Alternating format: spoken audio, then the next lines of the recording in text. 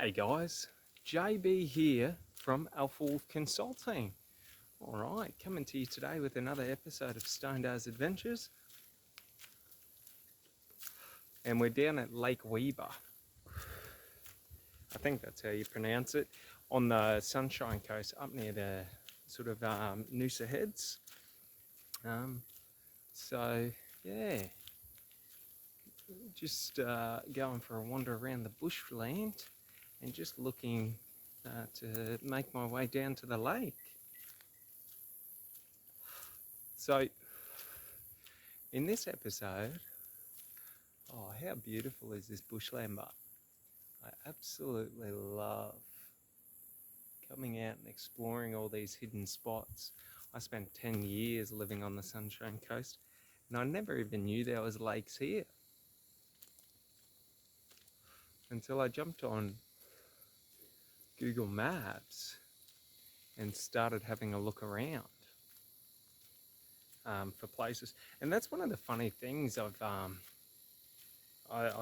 throughout my life is, for so long of my life, I only ever did what was, the average or the normal. Go to the main beaches, go to the main, hiking spots, go to all the main mountains. And it's always been a thing for me to find those sort of hidden gem places all around, sort of like this, where there's absolutely no one else here, but I'm pretty sure it's bushland. It says on Google Maps that it's National Reserve, which is so difficult because here in Australia, the government, being the way that they are, decided that we don't need access to our national parks and all of that. And it's just crazy. So unless you go to the main national parks, they're always landlocked. But I thought that was a March fly. You got to watch out for those bad boys. They're those horse flies, the ones that bite. But, my way to go about it is, if there's no signs around saying private property, Google Maps says it's National Reserve, it's National Reserve to me. You never want to, because I got some funny stories about accidentally going onto people's properties. Not even bad, but like back up in Rocky, I was trying to find this National Reserve, or sort of like reserve bushland, on this mountain, and Google Maps, being the way it is, not very accurate, decided that this man's property was the parking lot for the National Reserve, or the Bushland Reserve, which was quite funny, because I pulled up there and there was all, no trespassing signs and all of that, so I was like, oh, this is the end of the road for me, I'm going to turn around and go back. And then a car pulled up behind me, so evidently I assumed they lived there, and it turned out to be this bloke's son. But basically he's like, come in, we'll ask my dad if, this thing. And you got to understand and respect people that want private land, because it's everyone's right. Like, if you buy land, like, it's your right to not have random people coming onto your land. But to cut a long story short, it was so funny because I do sales and I understand many social situations and how to basically negotiate, well, not negotiate, but navigate most situations. The funny thing was, is this fella came out and he was super angry. What the fuck do you want, you fucking idiot? What are you fucking doing here? And all this, and I just told him, hey man, I'm trying to get up to that mountain. Do you know any way through? Like, Google Maps says this is the way, but evidently this is private property. Is there another way to get up there and all that? And typically with people, I've found that when they realize you're not actually there to do anything, and like the way I'm able to act and speak is I'm able to mirror someone and then diffuse any hostile situation just with body language and tonality. So things like coming in really soft with your tonalities and sort of lowering it, and sort of not being sort of, the way I put it is, you don't want to be volatile in terms of, you want to have a baseline, because, oh Jesus, that was a spider web. If you're calm at a low baseline, people don't expect to be attacked. So like, for example, if I was nervous or anything like that, he probably would have doubled down and gone worse. And, you know, but being able to, you know, just calmly talk and just say to him, like, I'm all good, I'll go somewhere else, like, it's absolutely no stress. By the end of the conversation, like, he was being nice, you know, because the thing is if you're aggressive to people in terms of, if you're like, if someone's aggressive to you and you're highly polite and highly soft-spoken, they tend to find it really difficult to stay aggressive or mad, because what'll typically happen is, you know, for example, is it's hard to be angry or aggressive at someone unwarranted. So, you know, the easiest way I've always found to defuse situations is to not react or respond to other people's negative behavior when they're angry or stressed, and to usually just, you know, stand your ground, but it's not like standing your ground confrontationally. So, you know, you always want to appease them by not sort of putting yourself into conflict with them. So you always want to try and navigate a path that is least conflict.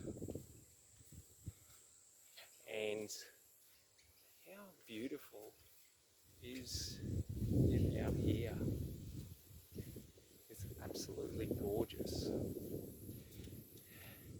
But I always get concerned because there's a property there, but this technically should still be a public road.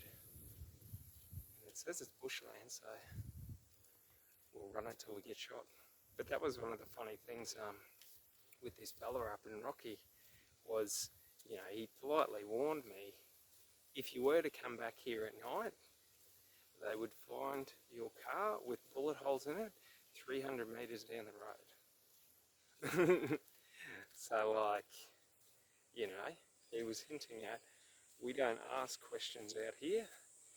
We will just shoot any trespasser that comes onto the land or comes near the land, which is so funny, because, like, you know, from his perspective, there's a lot of, like, you know, drugs and shit like that, and like ice addicts that do some wild stuff. And when you're out, you know, on a property by yourself, well, not so much by yourself, but when you live on a property away from civilization, in terms of when you live out in the countryside, there's, you know, you can call the police, but it might be, you know, an hour or two before they show up.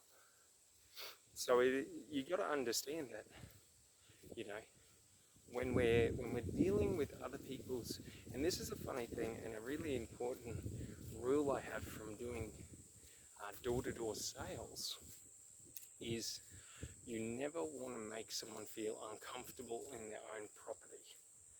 So you can imagine, you know, if someone came to your house and then made you feel nervous or uncomfortable that you're in danger or that you're not safe in your own house. And, you know, that's a important thing, because your house or your home is sort of, to most people, to pretty much anyone and everyone, it's sort of like a sacred, safe place. So we always want to be highly, highly respectful of other people's, you know, land and property.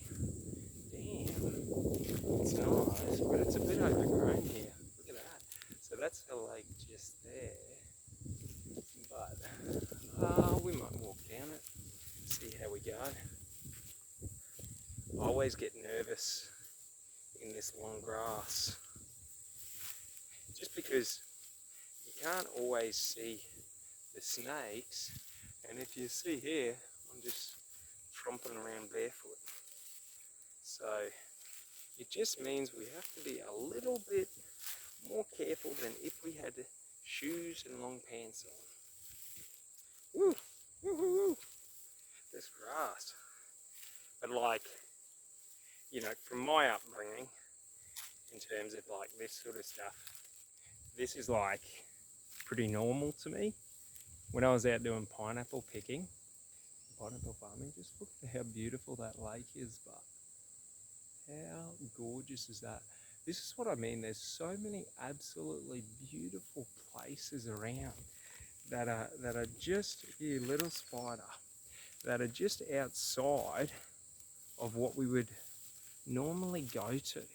So we might keep trekking and see if we can't find a bit of a cleaner spot to go in and check out the lake.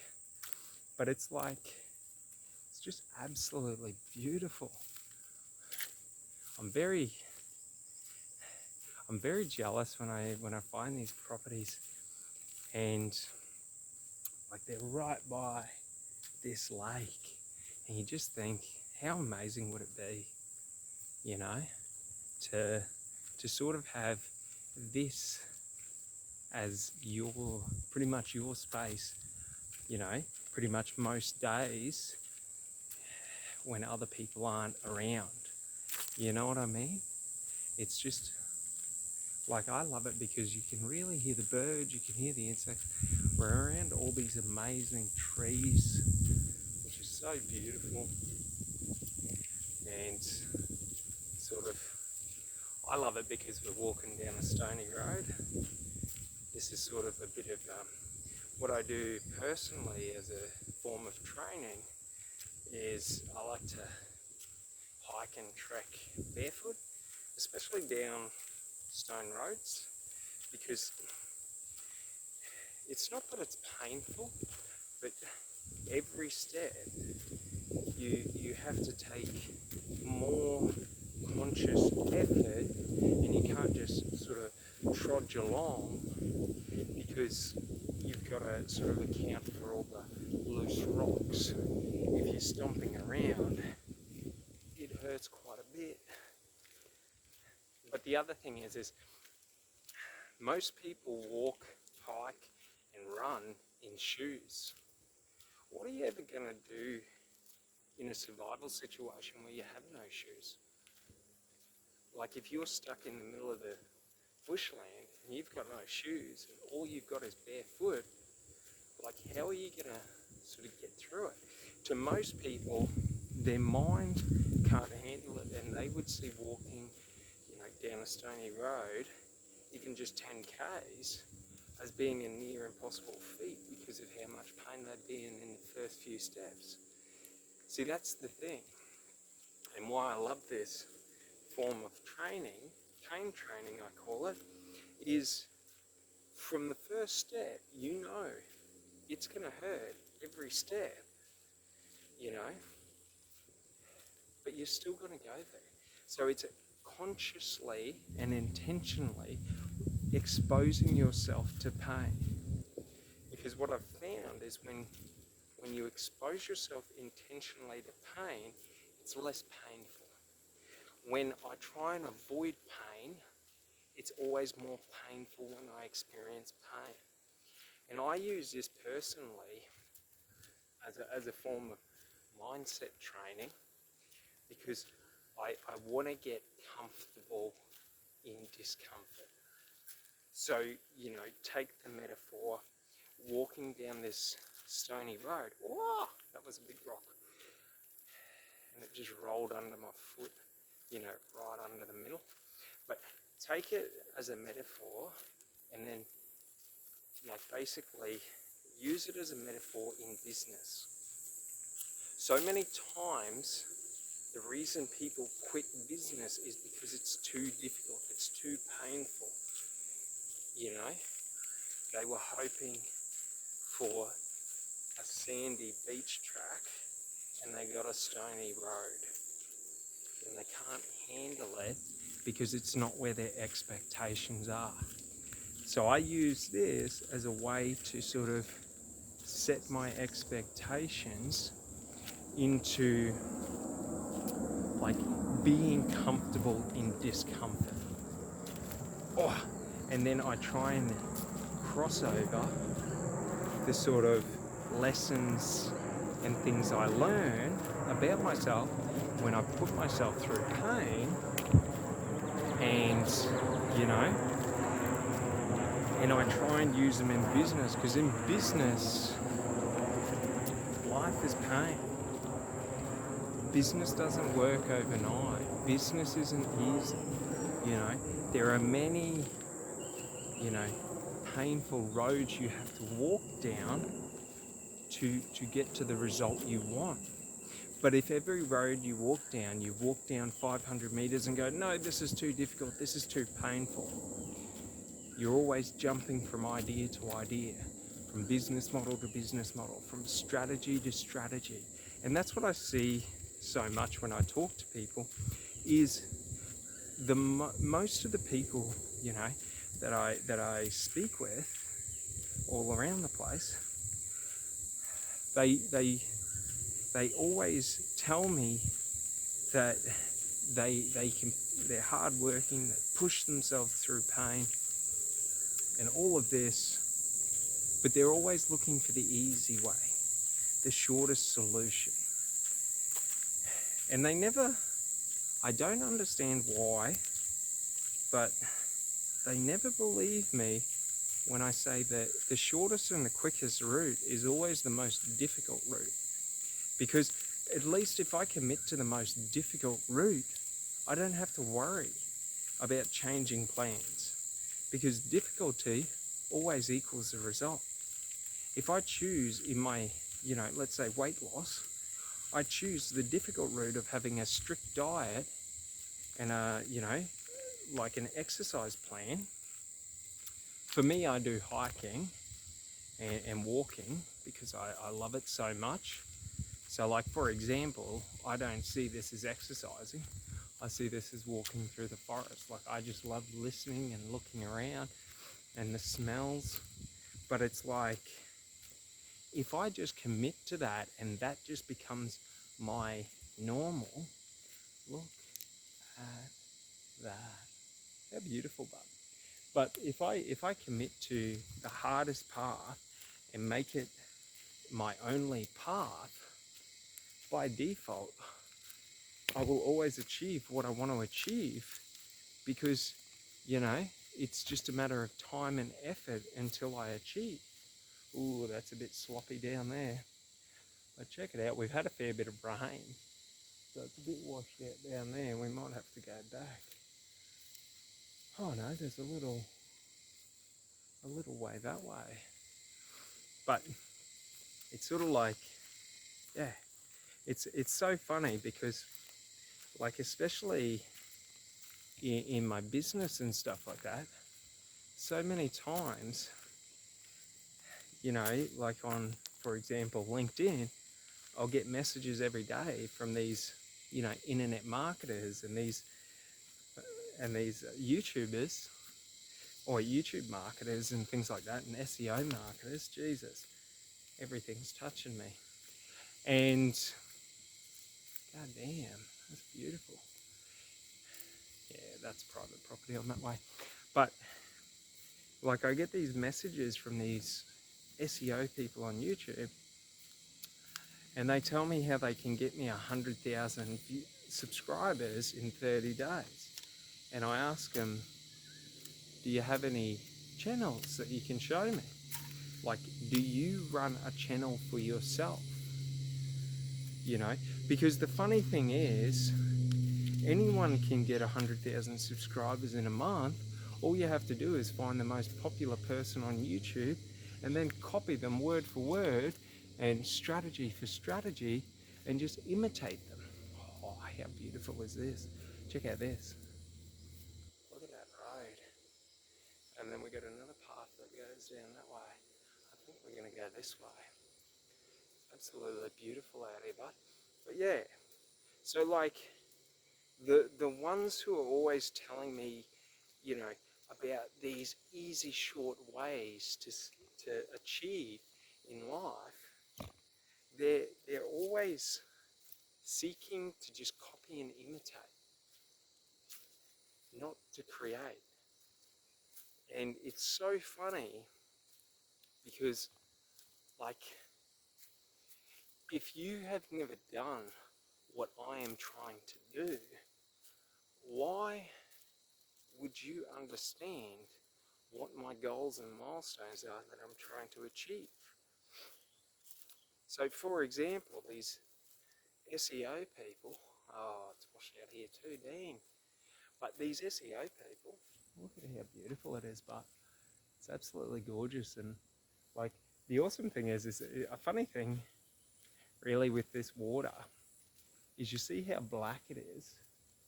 It's actually, oh, we can walk through it. It's actually crystal clear. So that blackness is all the leaves on the bottom. So the leaves leach out this, I don't know what it is, pigment or something like that. And it basically, oh, it smells a bit here. But it basically, yeah, we'll keep going. It basically tinges the water. Ah, fucking mosquitoes. All right, we're out. Too many mosquitoes. It's so funny. I went for a hike yesterday out at near Roy's Road, in between Sunshine Coast and Brisbane, just near Beerwah.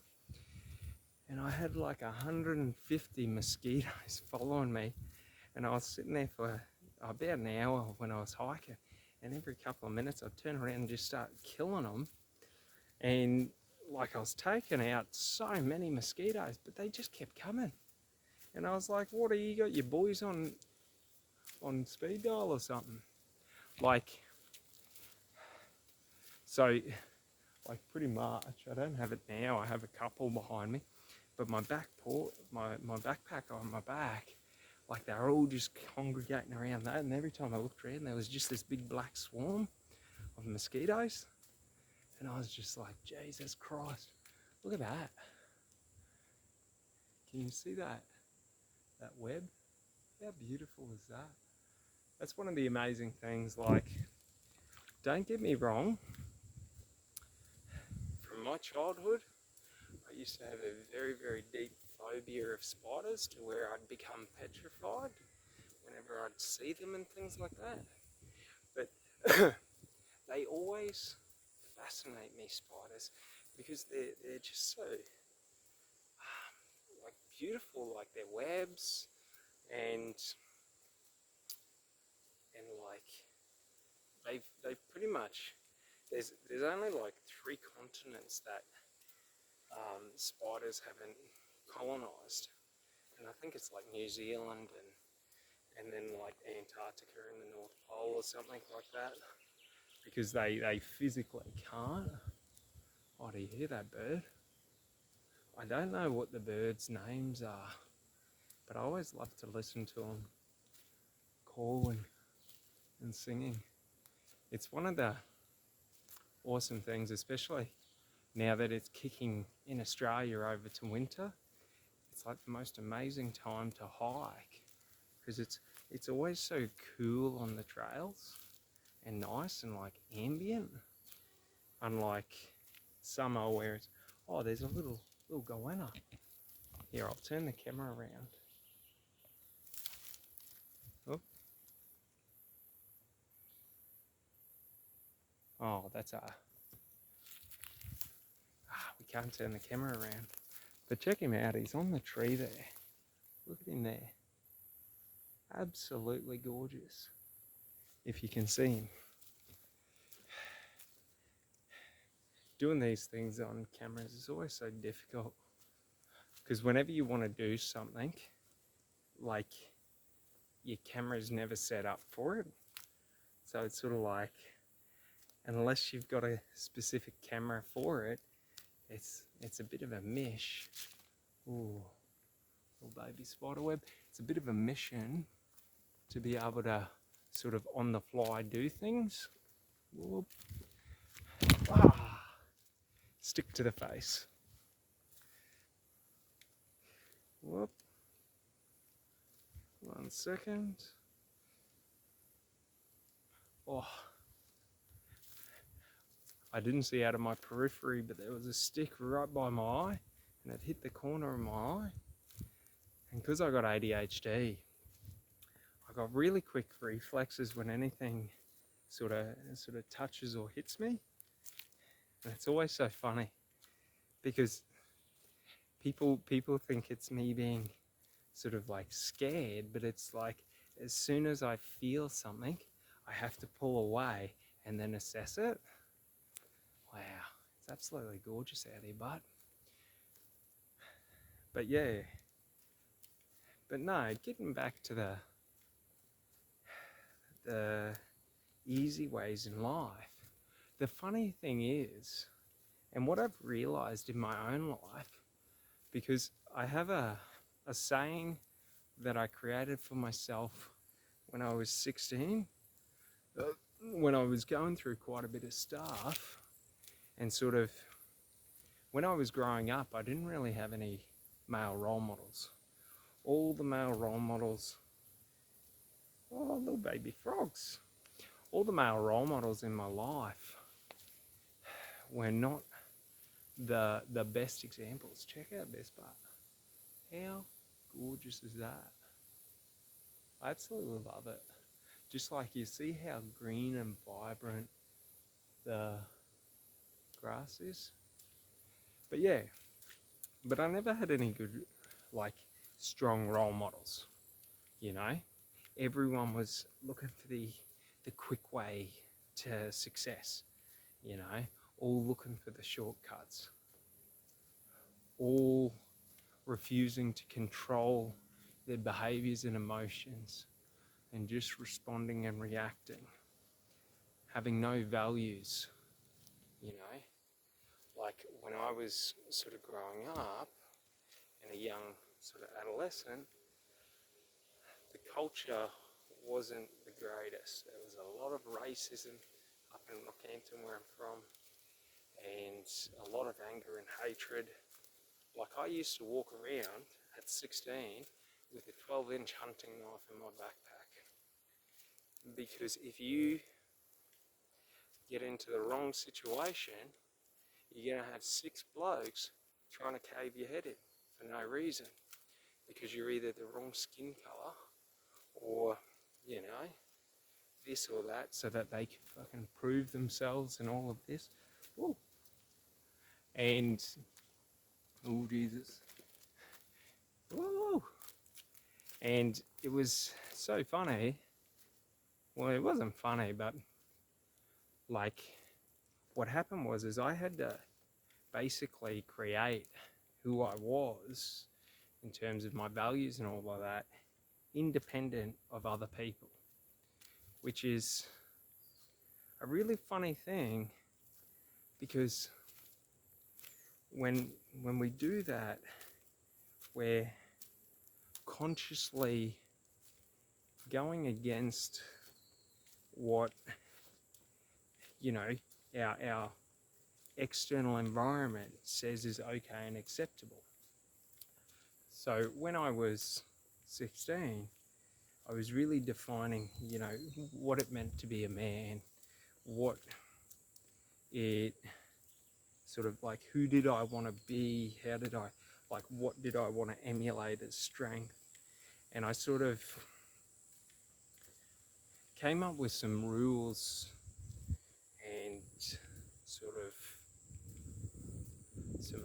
and some ways of processing and dealing and sort of doing things. So like, for example, for me, I came up with a saying that I always said whenever something was difficult, do what's hard until what's hard becomes easy, and then life becomes effortless.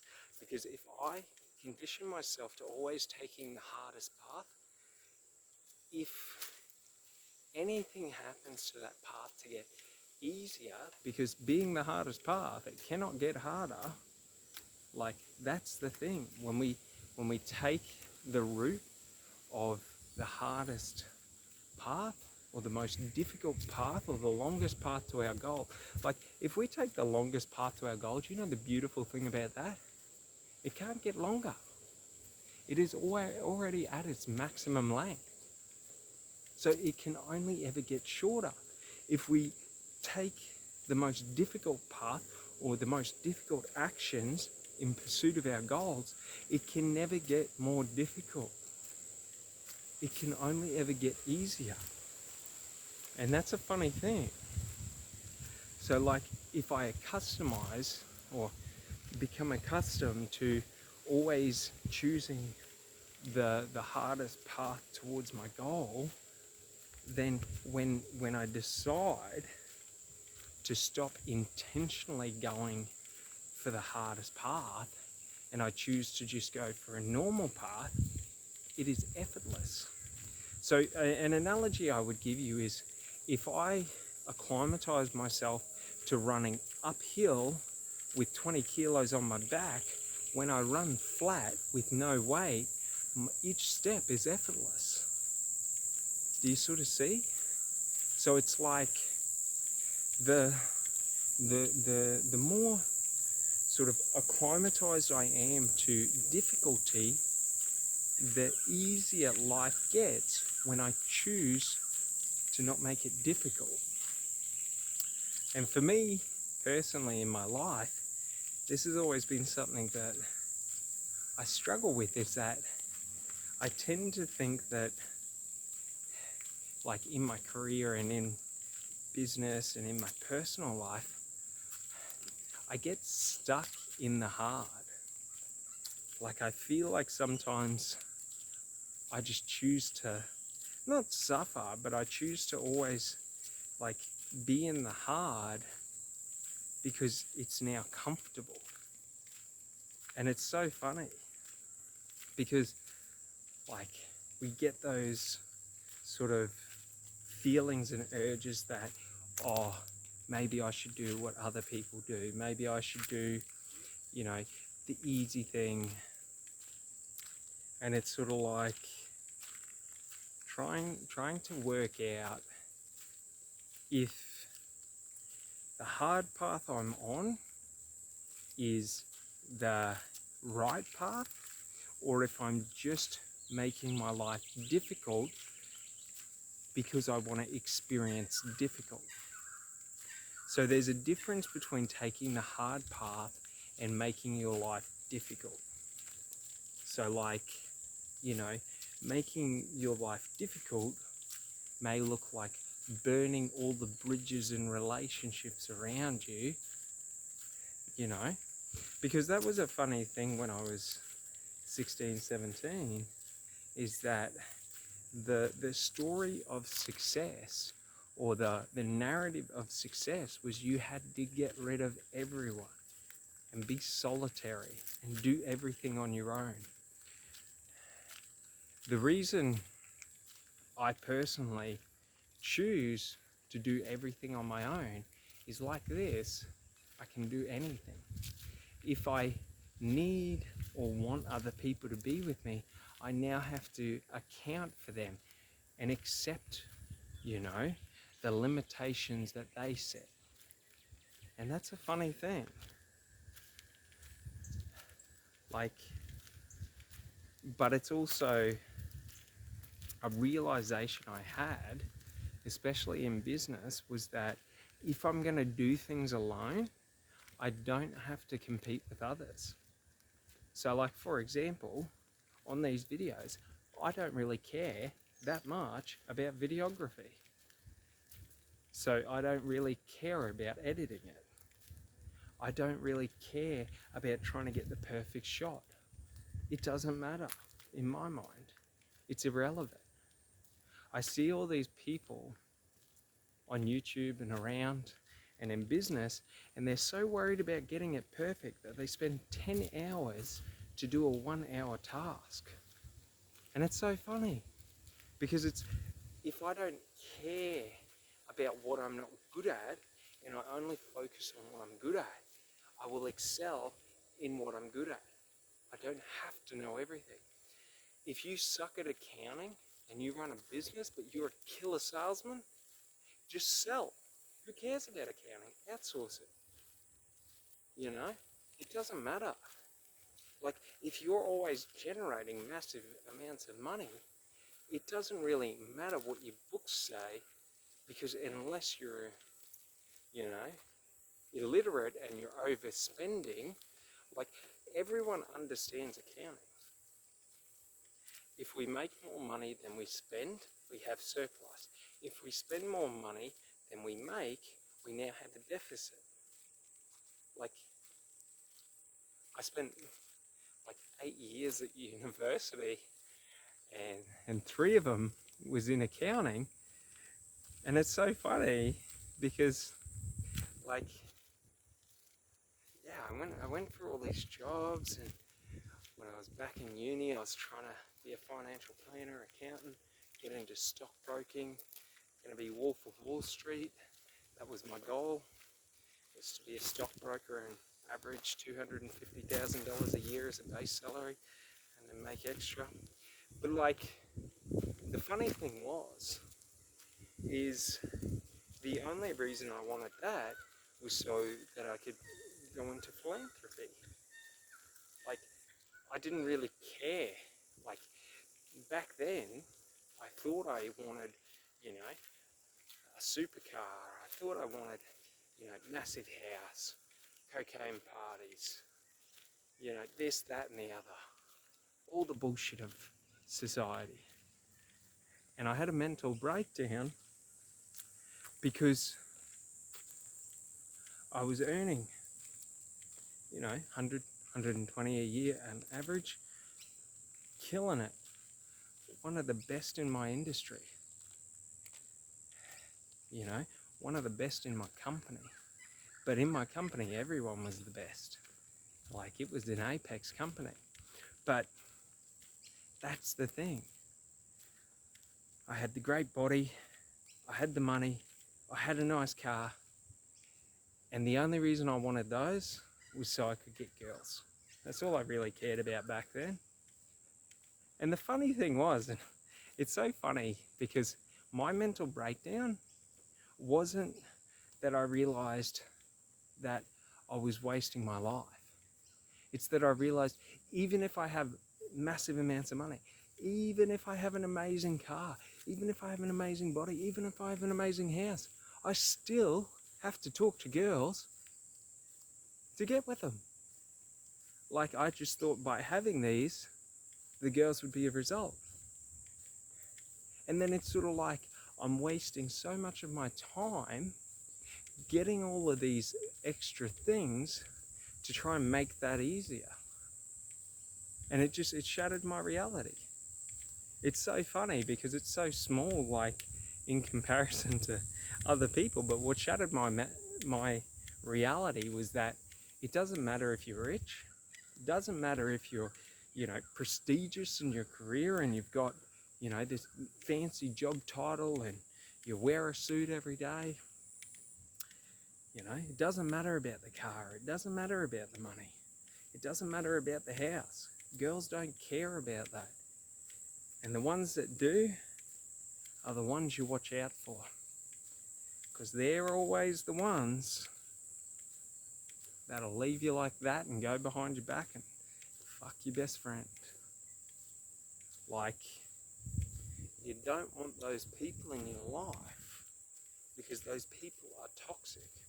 And that's what I realised a couple of years later, was how toxic of a life and a lifestyle and who I was.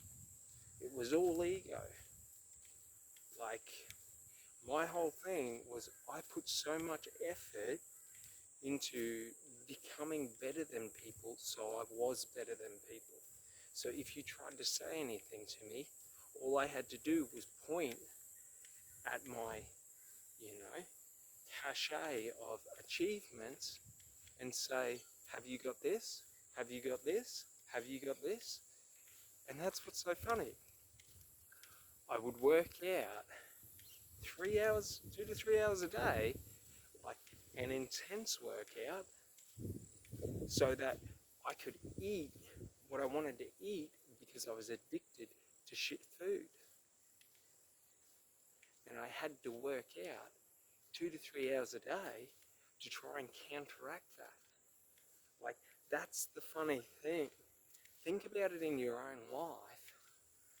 What are you wasting your time and energy trying to get so that you can feel better about who you are?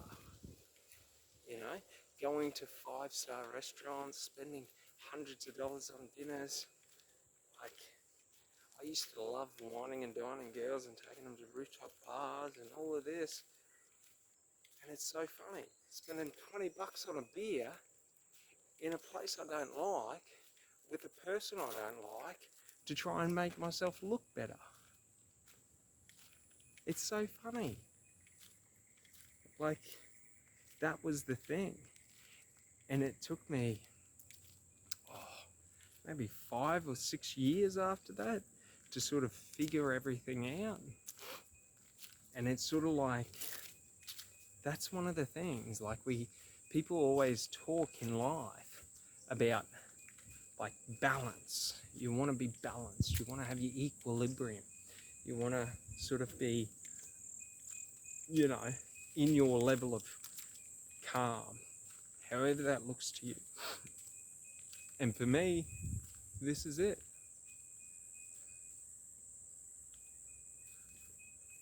If I can hike every day, if I have food, if I have access to water, I don't really care about money. Like, job done. Like, if I'm able to hike and be out here in nature and experiencing everything that's happening that,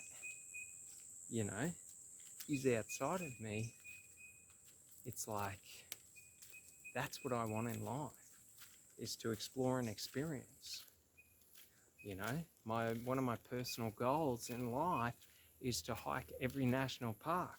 Now, unfortunately, I've realised that's an impossible feat because the Australian government decided that we're not allowed in certain national parks. But I digress. There's so many places. So, like, that's sort of one of my goals over the next 10 years, is to try and get to every country and hike around their national parks, which is a pretty fun thing, I think.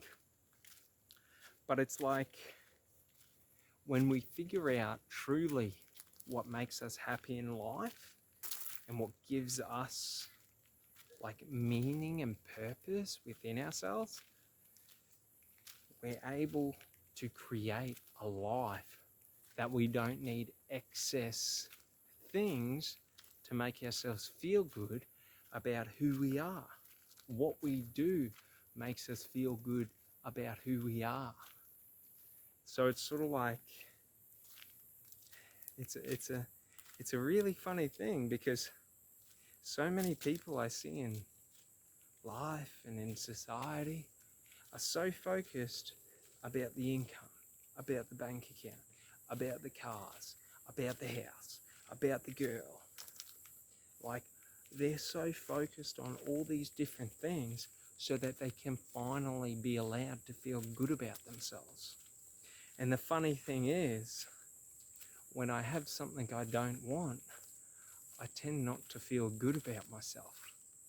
So, like, for example, it's not a flash car, but Like when I was in all the bullshit of society, I decided, you know, my career's amazing, this, that, and the other.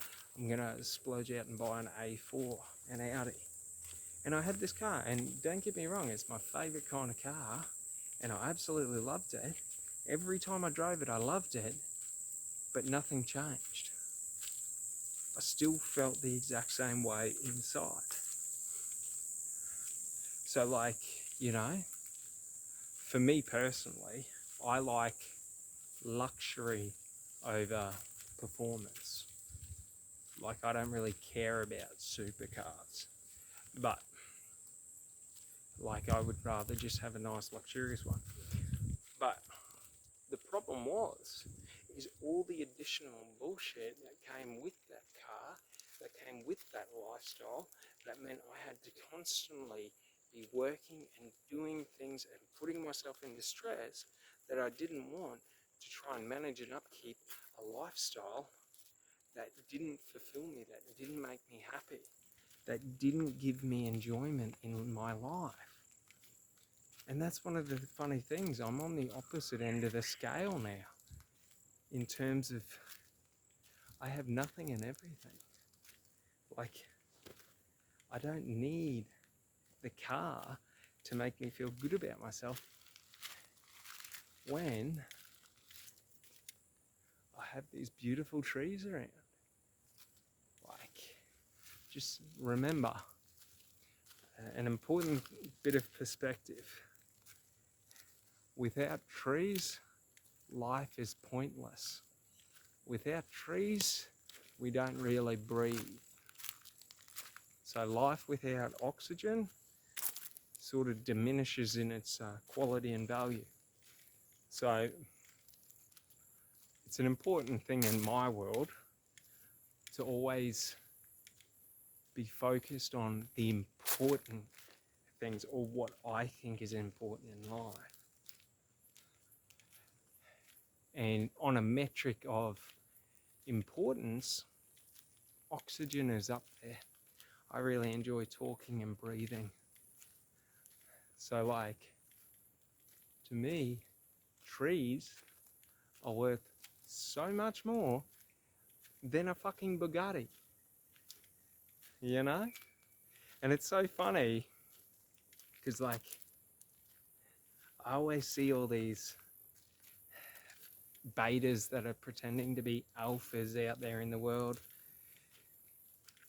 and you know, they talk about, oh, I got this sports car, I got that sports, blah blah blah, this and that, and it's like, you know, like, it's irrelevant. If there's no oxygen to breathe, your sports car ain't great. You know what I mean? And it's really important personally for me in having Jesus. These mosquitoes are killing me. But it's important for me to always have that link to what is real. Not this false, you know, the false beliefs of society where they tell you that what's real is your credit score. What's real is buying the latest clothing. What's real is, you know, being world famous, this, that, and the other. And it's just so funny. Because once you cross that line and you see the world for the reality that it is, you can never go back. I will never go back to valuing inanimate material objects in comparison to trees. I will always value trees more. I will always value nature more. And like, it's just so funny to me because all of these false betas that are going around pretending to be alphas and saying that they're the top shit and this is how you live life, and you know, it's all about sex, drugs and women and this, that and the other, and sports cars and the hustle and rah rah rah. You know, if you do something you're passionate about, you don't have to ever hustle. because every action is effortless. It's not difficult to take the actions. For example, I love walking. So for me, walking is not, it's not exercise. It's not like I'm not putting my body into an extreme, you know? Like, it's sort of, this is what I view as being comfortable and relaxing, not difficult or challenging. So like in life, in business especially, if you do what you're passionate about and what you love and what you want and what gives you purpose, now understand this, we all have to make a decision in life on what our purpose is. So it's not something that is given to you, but it's something that you have to accept or sort of call forth. And what I mean by call forth is, for me, my life purpose is to become the people's champion. Not the only people's champion, but one of them. And what that means is to always value people over, you know, my own success. Look at this little creek going out to the lake. Little waterfall there. Got a mosquito as well. Little bugger. But yeah, so it's like, you know, if I was to describe what the people's champion means to me, it's like, I want to be someone that gives without thought of return.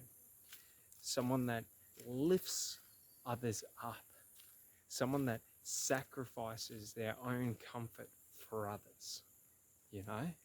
Rather than drawing a circle around me and my family and saying, this is who I support, I want to be able to draw a circle around the world and support the world. All those that struggle. And it'll come, most definitely. There is a strategy. But essentially, you know, like teaching people to take ownership of the food, to take ownership of our water, to take ownership of our housing. For too long, we have given away our power to the government and let the government control everything.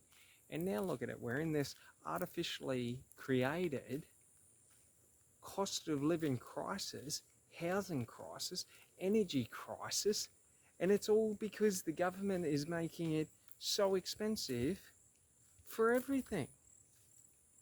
And how are they doing that? Through taxes, through minimizing competition, through artificially like propping up businesses that should be let die. Qantas, Virgin, in the midst of COVID, if they were going to go bankrupt, they should have went bankrupt. Like, it's not the government's responsibility, or even, it's not even, they don't have the authority to artificially prop up a company that is not performing and not surviving in a free market.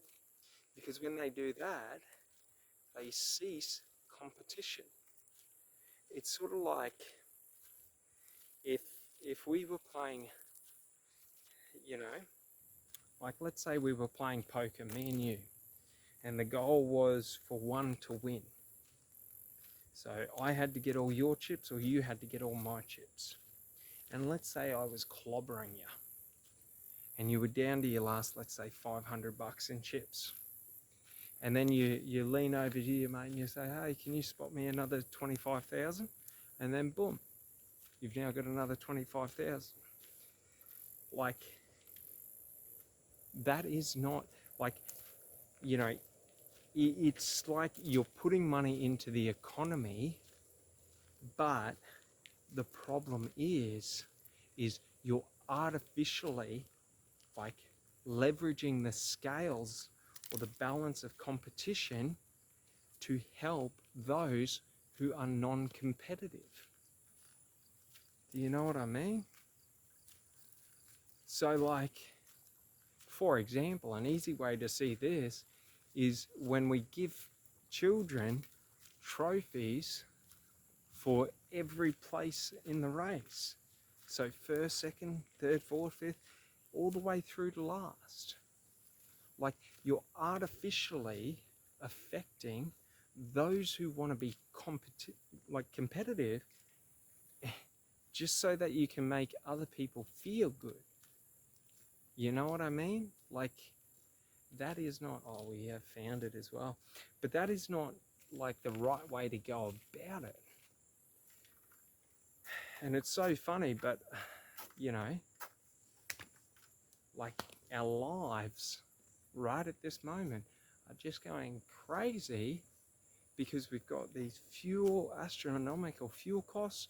We've got, you know, these food prices that are through the roof, and then the farmers aren't even getting anything.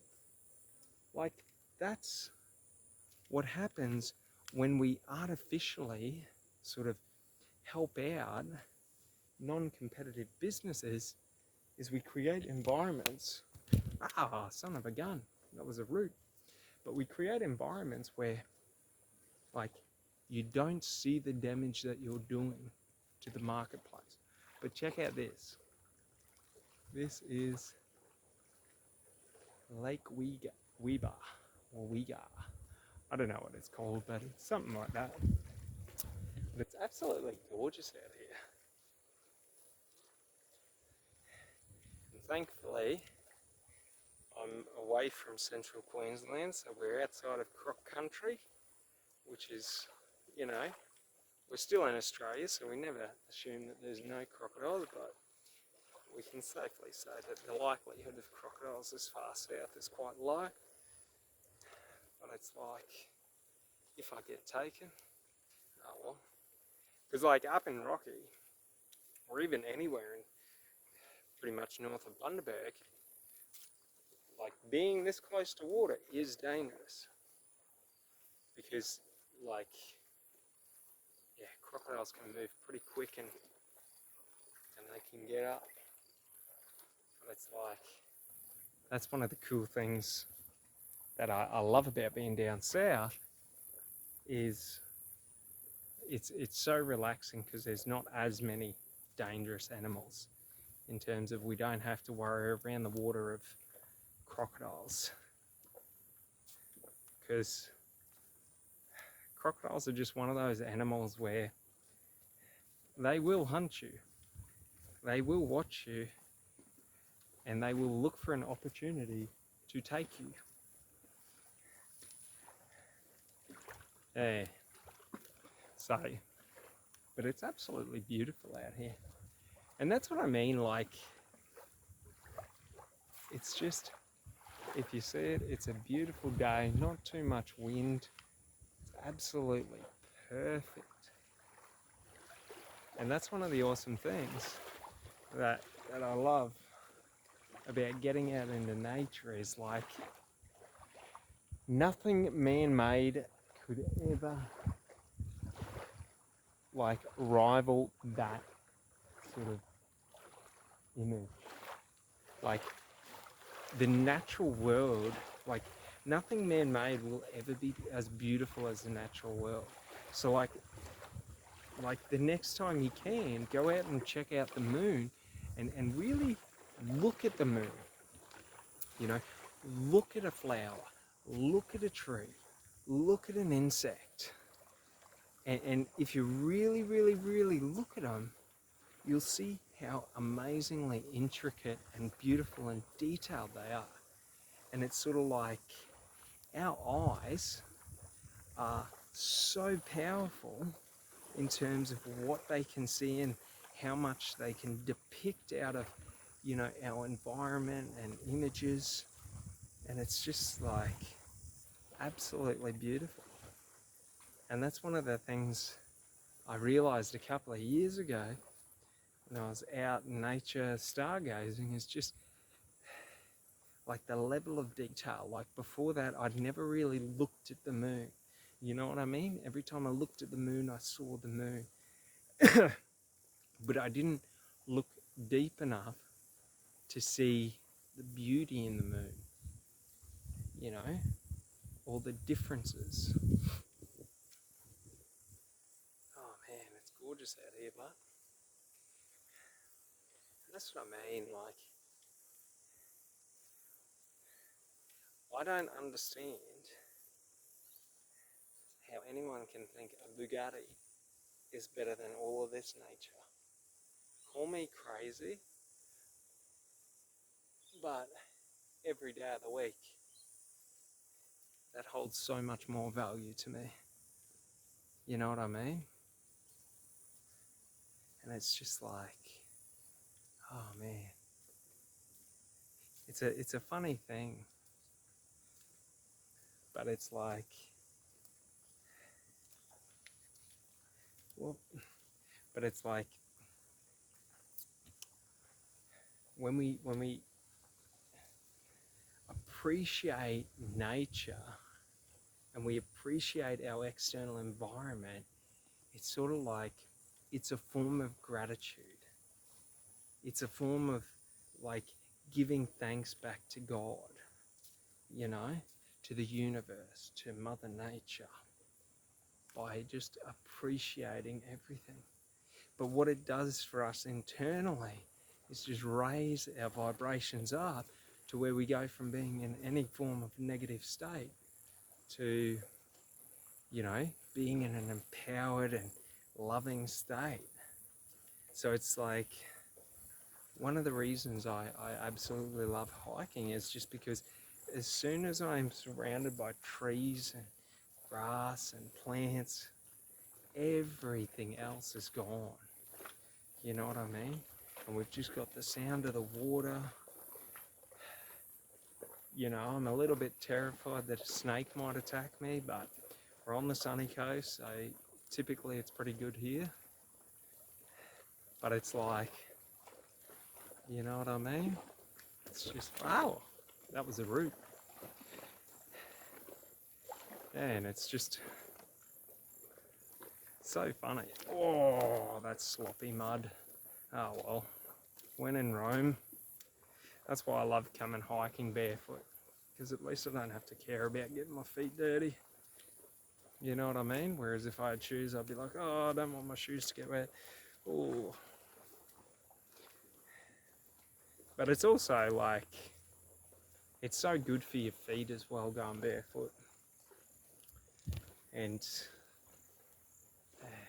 this is like a horse trail that I'm walking on along here, or at least a lot of people bring horses down here because there's all hoof prints around. But it's like, yeah, it's just so good because you're not separating yourself from nature. Like I'm walking through the mud barefoot, like if you can sort of see, we've got the muddy footprints. But yeah, it's just like so many times when I wear shoes hiking, when I do this, when I do that, it just like the little things bother me. You know what I mean? Oh, it's like, man, this place goes on forever. This is awesome. But it's sort of like I start to get worried. I start to care. Well, not care, but like things bother me. And I always find when I just come out and experience nature in my natural form, in terms of, you know, barefoot and things like that, not overly heavy on clothing and things like that, you know, sort of disjointed with, you know, no music, it's just such a beautiful and awesome experience. And it's sort of like, you know, I really want to travel through, you know, colder climates because it's so gorgeous here. But the problem with the tropics is everything grows up on itself. You know what I mean? So it's sort of like if you were going to walk through there, that would be terrifying. but it's like, yeah, it's just one of those things that I always find that whenever I'm sort of trying my best to be in alignment with nature, woo, everything's touching me. Oh. So like I mentioned, I used to have a phobia of spiders. Walking through thick grass like this, absolutely terrifying. But the funny thing is the more you do it, the less it worries you.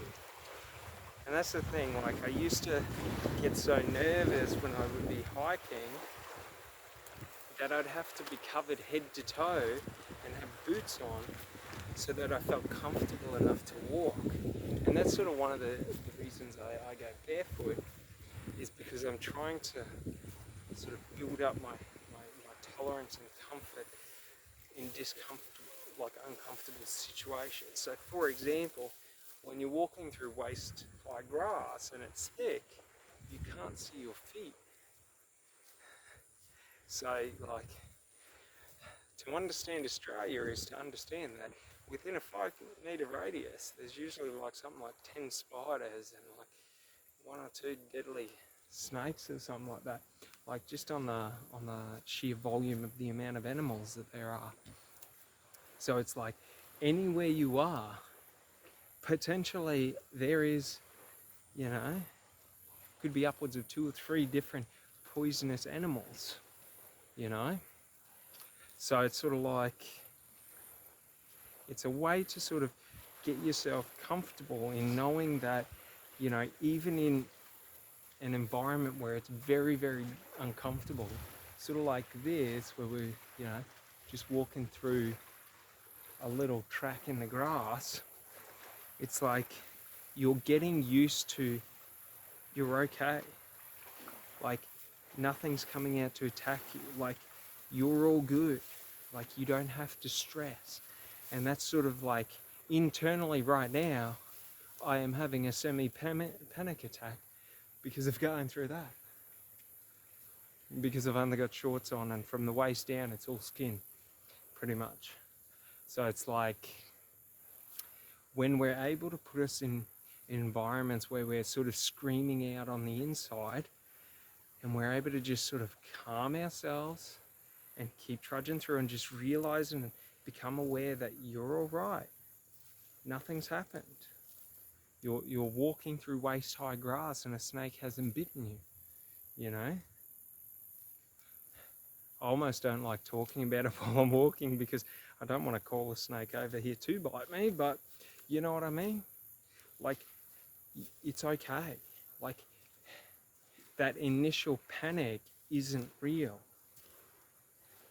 Like, it's a fear-based response. And that's sort of an important thing for me is, you know, like when we're coming down here, if you can see the path, it's pretty, like, I'm not saying it's overgrown, but, you know, it's sort of like when we're able to just be in somewhere that terrifies us and just sort of stay calm, that is how we condition ourselves and overcome things, because we're sort of realizing and having the realization that, hey, I'm in the place that terrifies me and I'm okay, I'm safe. Like, it's all good. Like, nothing bad has happened.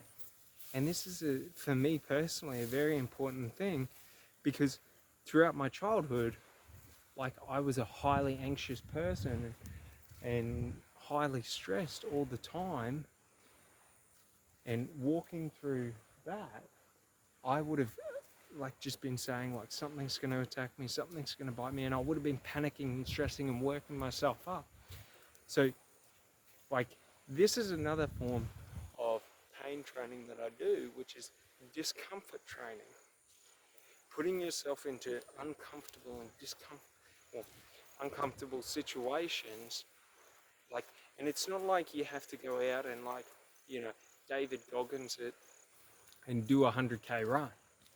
But it's like, what is something that makes you feel nervous and scared and sort of gives you that tightness in the chest? And it's like, well, let's go and conquer it. And it doesn't mean you're not going to be afraid every time, for example, you walk through, high grass. But it's like you have the ability now to be able to rerun the monologue in your mind of, you're okay, you're safe, there's nothing to fear. Now, it's going to suck if I'm in the middle of a sentence saying that and a snake bites my ankle. But, fingers crossed, we're all good. But it's sort of like, for so much of my life, I missed out on this because I was afraid of that. And that's what I'm personally, in my life, trying to overcome, is that fear that holds me back from going places I've never been. Because you've got to think about it, in career, in business, in love, in life, like, what we want is always on the other side of of adversity and discomfort. And it's not that it's like universal adversity, universal discomfort. No, it's our own personal adversity, our own personal discomfort that our greatest glory is on the other end of. And it's sort of like, look at this. How gorgeous is that cup? Get over a little wash. The water's absolutely beautiful. It's sort of like, yeah, they're dog tracks. But it's sort of like, yeah, for too much of my life, I lived small because I feared the path. Do you know what I mean? And like, yeah, it just meant I missed out on what I wanted to see. Like, things like that.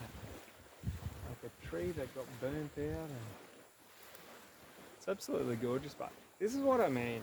Like, if we look at it like as a piece of art, you couldn't do any better.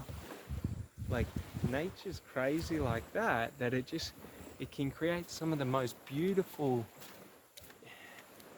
like aspects and artistic expressions that, like, it's what I love to experience and find. Like, you can see a couple of years ago the bushfires came through and put all the char on the trees, and it's like, yeah, it's just so gorgeous how, not that the bushfires are the best, but just at how they sort of, like, you see the personalisation of the charred trees. They sort of become unique, and they sort of have their own, like, personality now. Like that big fella, whoop, that big fella right there. Because it's sort of like, it makes them different. And that's one of the funny things about people in life, is that we feel uncomfortable when we're charred. We feel uncomfortable when we're unique, when we're individuals. Because so much of the programming of, society is that, whoops, sorry. Just trying to work out if they're dog tracks or other animal tracks. But we give into the programming that you know, we should always seek to be the same and fit in and, you know, all of that. And unfortunately for me in life, that has never been an option. I have always been the outcast, which isn't a bad thing, because it's just I like different things in life than other people. Like, there are so many people that absolutely love, like, check it out, we've got a bit of a flooded sort of forest from all the rain. We've got these beautiful spider webs. We've got this awesome grassland, you know. We've got these amazing trees around. We've got this beautiful lake. Like, you know what I mean? Like, in no way, shape or form. Sorry, just looking around for animals. Is that unique to me? But it's like, to so many people, the discomfort of this path would put them off the beauty around it. And that's what I realized I was doing in life, was I was afraid of the discomfort, so I was settling for less than I wanted. And it's a funny thing, you know?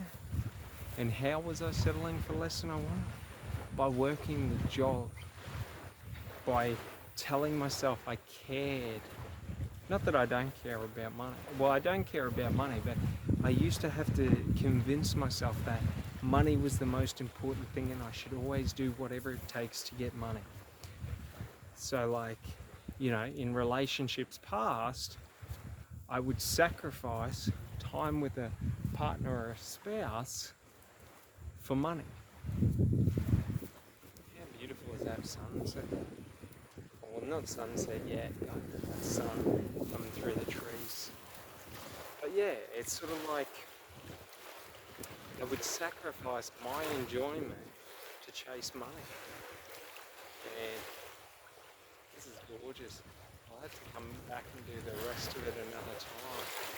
But it's like, yeah, it's one of those little things that I realised was that, like, I have to focus on what makes me happy in life and have the discipline not to sacrifice that for what makes others happy in life. Do you know what I mean? So it's sort of like I shouldn't do things that make me feel less than who I am, or less than, you know, who I want to be, or who I think I am, or the value I think I am, or how I think I should be treated or respected. So many little beautiful butterflies in here too. It's gorgeous. But it's like, a funny thing is, bud, the more you do discomfort and put yourself through discomfort, once you get over it, you get over it. You know what I mean? Once you realise those dragons aren't going to come, that you're not going to die, that you're, you know, not going to fail dramatically in life, you realise that, like this path, if I calmly walk it, I will get to the end result. If I become afraid of the path, I have no way home. Do you sort of get it? So it's like, ooh, that was a bit hairy. That's a bit awkward when you can't see your feet and you touch something and it's hairy. And you're like, don't be a tarantula. But it's sort of like, for example, like in my own professional life, I was afraid to not value money. I was afraid, you know, to do things without, you know, having to be the most expensive, having to do this or that. Like, the whole goal of my career was, to become a millionaire. So every career or job or role that I took had to pay me, for example, over $100,000 a year as a base salary. Otherwise, I didn't want to do it. Because for so long, it was just ingrained into me that that's how much you had to be making before you became someone who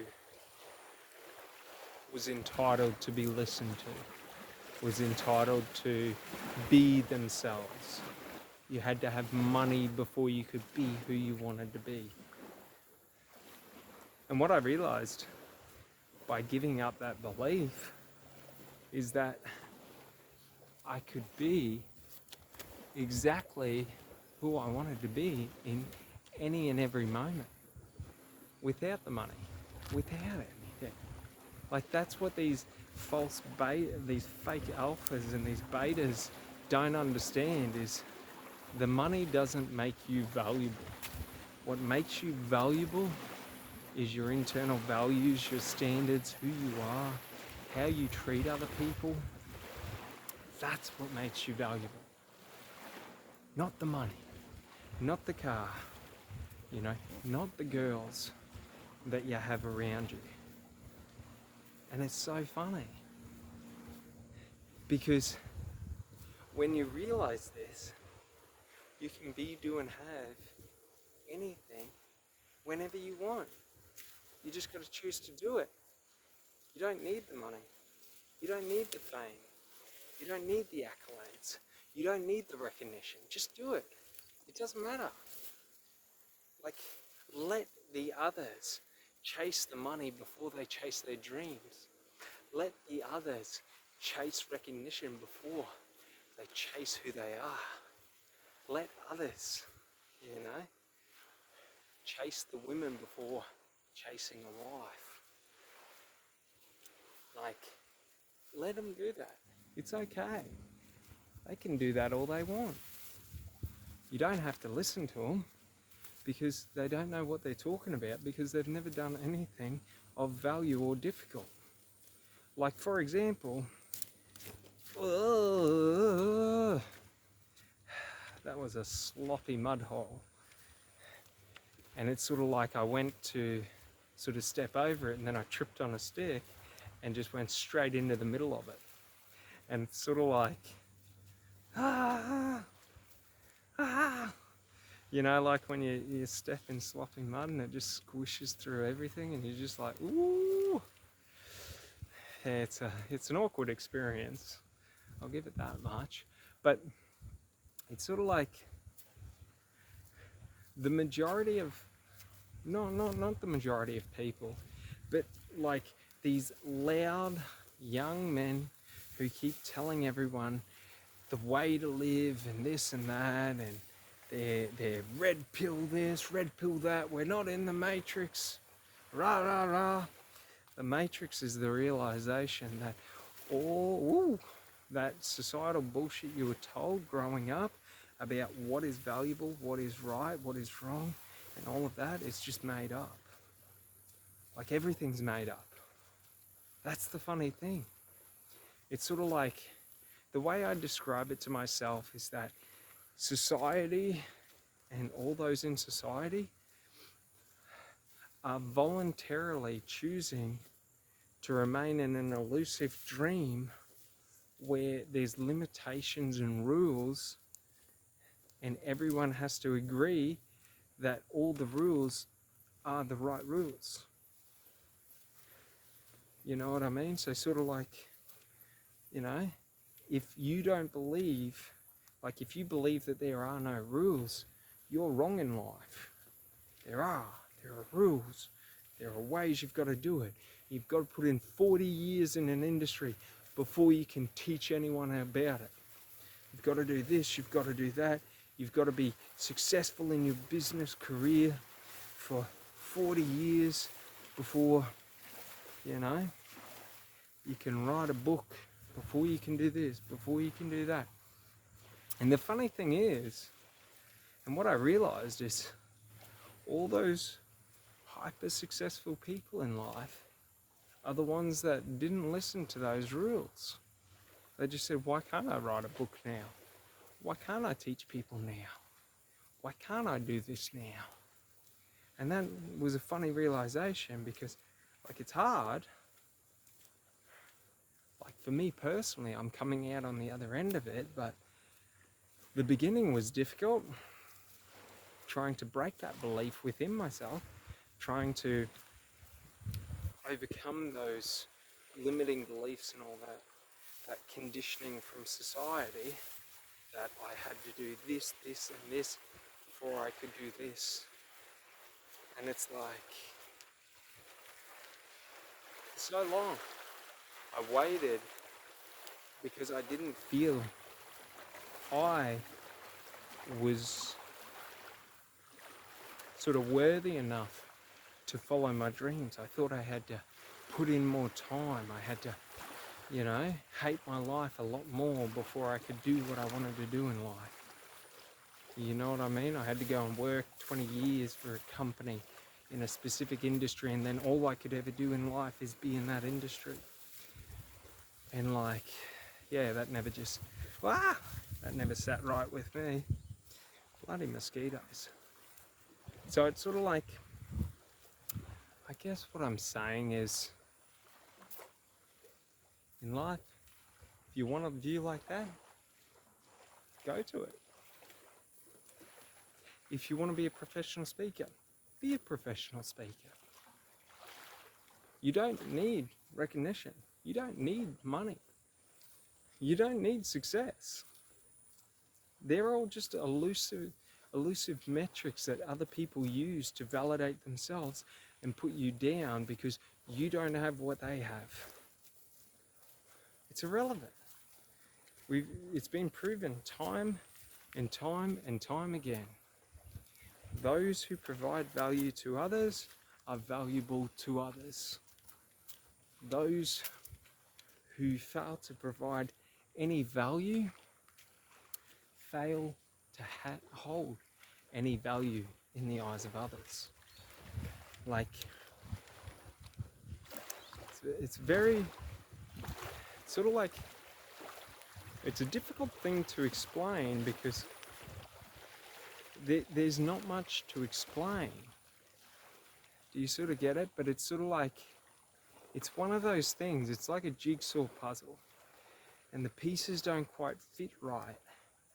But once they sort of fit, you'll never have difficulty fitting them again. Because whenever you look at any puzzle, those pieces will just fit straight in because you sort of understand it. So it's sort of like when we have the realization that confidence isn't based on results. Confidence is based on certainty.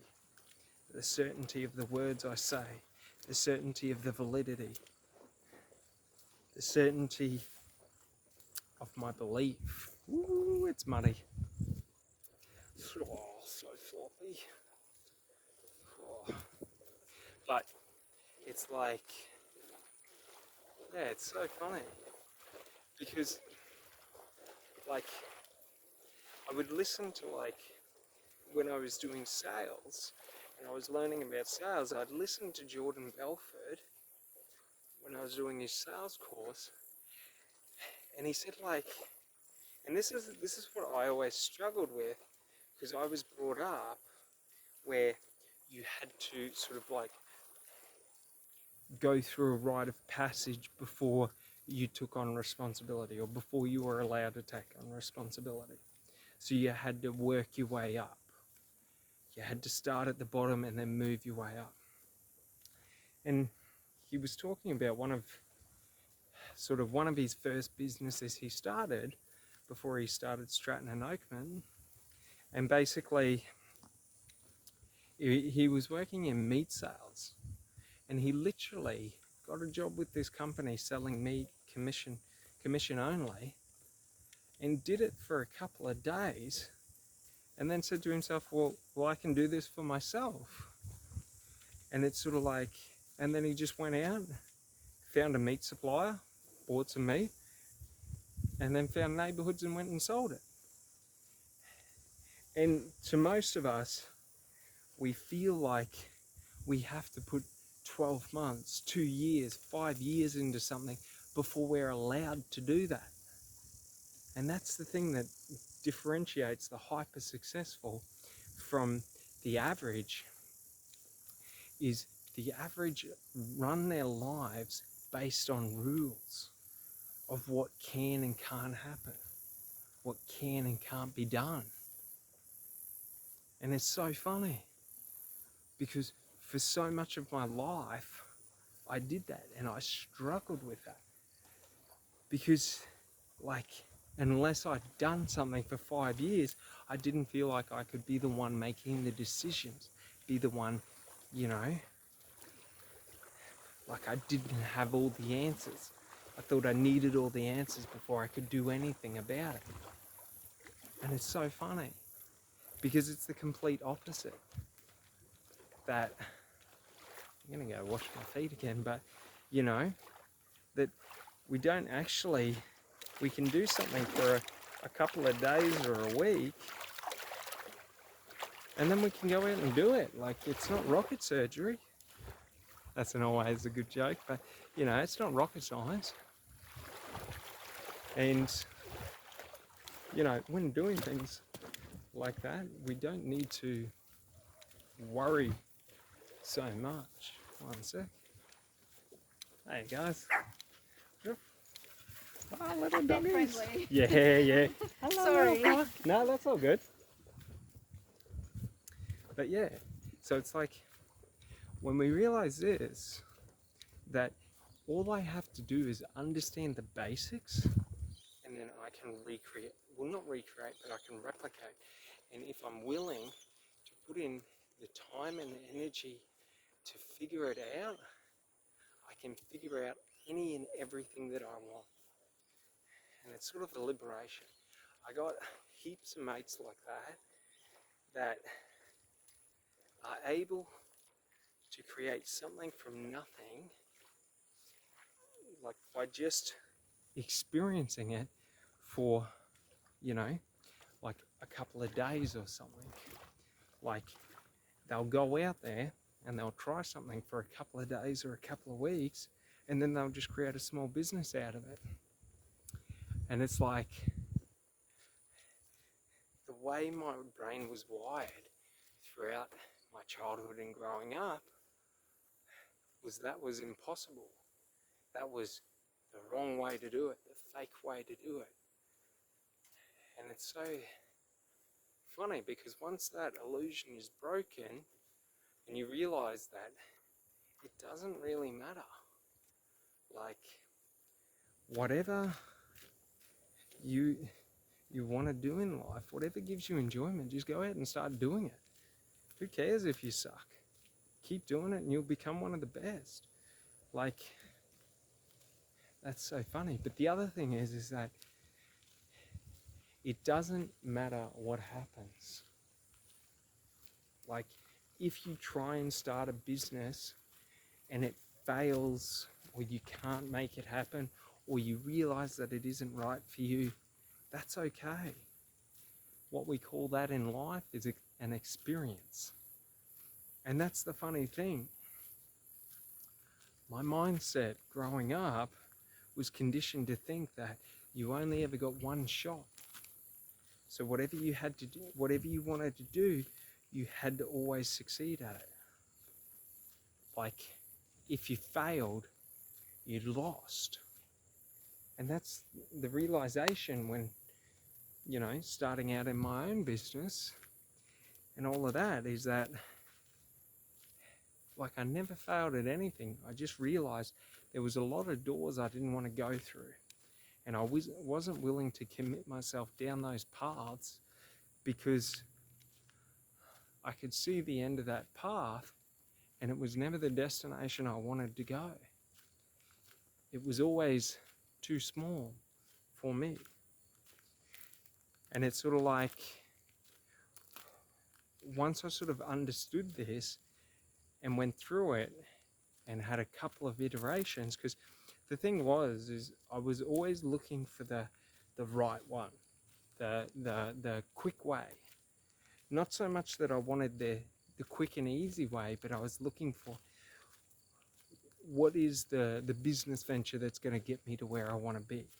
What is the business venture that's, you know, going to make me who I want to be.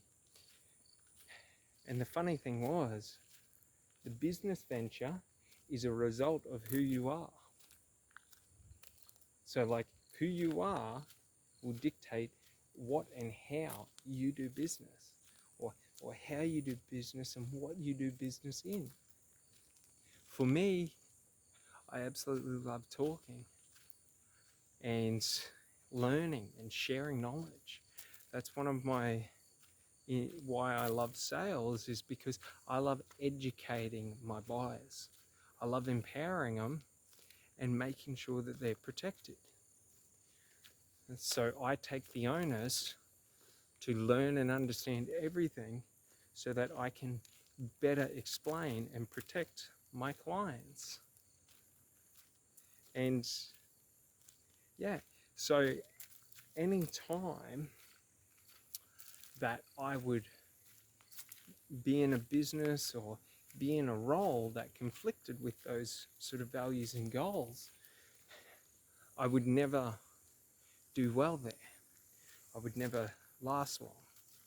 Because, like, and we all have this, where, like, we all have our red lines or our lines in the dirt or the sand, that if we cross them, we limit and lower who we are in our eyes. You know what I mean? Mosquitoes. But it's like, yeah. So when I realized, like, sort of what I wanted to do, sort of like, for example, right now I'm in the process of proving a couple of theses, but the main thesis that I'm going to prove over the coming, you know, months and years will be basically, it's called a business for change. And what a business for change is instead of me starting a business and creating a business to line my pockets and to line my employees' pockets, I'm going to start it's about starting a business to solve a social problem. Because a business, in my eyes, a business is a vehicle for, like, abundance. Like, it's a vehicle of growth, of opportunity. And you think about it, take for example Jeff Bezos, Elon Musk. If they had built their companies with a core mission to, like, granted they're public companies, so public companies are a little different to private companies. The purpose of a public company is to be of benefit to the stakeholders, so, you know, all stakeholders, but predominantly most public companies only worry about the, you know, shareholders and things like that. But basically, imagine if they had set up their businesses to where not all the profits, but they pay themselves a wage and all of that, but the majority of the profits go to solving a specific problem that they want to solve in the world. And it's funny because just on rough calculations, it would not cost that much money to, you know, like, I think I worked it out, it's something like $150 million or something like that to put every homeless person in Australia on $50,000 a year. Something like that, roughly. I haven't done the calculations in a couple of years. But basically, you know what I mean? And it's like, how many companies can generate that amount of wealth? How many companies can generate that amount of opportunity and abundance. So it's very important. But all right, well, this is where I'm going to leave you, and you guys have an amazing day. Thanks so much. Bye.